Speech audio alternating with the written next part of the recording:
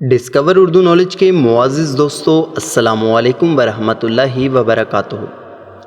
دوستو، آج کی اس معلومات سے بھرپور ویڈیو میں ہم آپ کو تاریخ کی ایک پراسرار جاسوس کے بارے میں بتانے جا رہے ہیں۔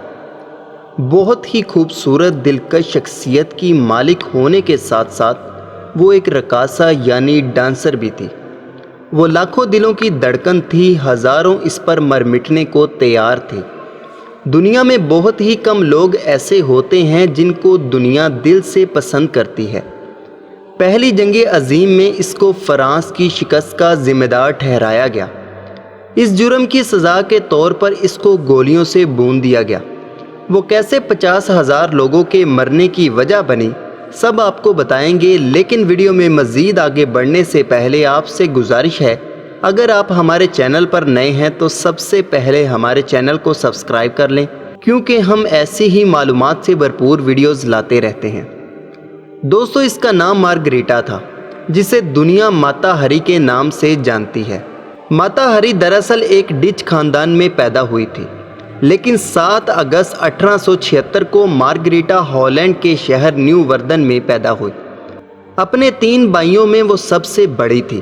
اس کی ماں کی وفات کے بعد اس کے باپ نے دوسری شادی کر لی تھی اور اس کو اپنے ایک رشتہ دار کے ہاں چھوڑ دیا۔ اس کی عمر ابھی 18 سال بھی نہیں ہوئی تھی کہ اس نے اپنی عمر سے بڑے ایک آرمی آفیسر سے شادی کر لی۔ شادی کرنے کے بعد وہ اپنے شوہر کے ساتھ انڈونیشیا چلی گئی۔ انڈونیشیا پہنچ کر اسے الگ طرح کا ماحول دیکھنے کو ملا۔ وہ انڈونیشیا کے کلچر سے اتنا متاثر ہوئی کہ اس نے وہاں کے کلچرل ڈانس یعنی جیوا ڈانس سیکھ لیا۔ جلد ہی اس کا شمار پروفیشنل ترین ڈانسر میں ہونے لگا۔ انڈونیشیا سے اس قدر لگاؤ دیکھ کر وہاں کی عوام نے اسے ماتا ہری کا لقب دے دیا اور ماتا ہری کے نام سے ہی جانی جانے لگی۔ یہاں تک کہ اس کا ڈانس اتنا مقبول ہوا کہ بزنس مین سے لے کر بیوروکریٹس بھی اس کے حسن کے دیوانے ہو گئے۔ یورپ کے بڑے بڑے فوجی افسر بھی اس کی ایک جھلک دیکھنے کو ترسنے لگے۔ آہستہ آہستہ ماتا ہری نے بڑے سیاستدانوں تک بھی اپنا اثر و رسوخ پیدا کر لیا۔ یہ پہلی جنگ عظیم کا دور تھا کہ جب انگلینڈ اور فرانس جرمنی کے مد مقابل تھے۔ ماتا ہری کو دراصل جرمنی نے فرانس اور انگلینڈ بھیجا تھا۔ ماتا ہری بڑی چلاکی اور ذہانت سے وہاں حکومتی عہدوں پر بیٹھے سیاستدانوں سے معلومات اکٹھی کر کے جرمنی پہنچایا کرتی تھی۔ اس کو 7 زبانوں پر مکمل عبور حاصل تھا۔ 1916 میں انگلش پولیس کو اس پر شک ہوا اور اسے گرفتار کر لیا گیا، مگر بہت زیادہ شاطر اور چلاک ہونے کی وجہ سے اس نے خود کو جرمنی کی بجائے فرانس کا جاسوس بتا کر اپنی جان بچا لی۔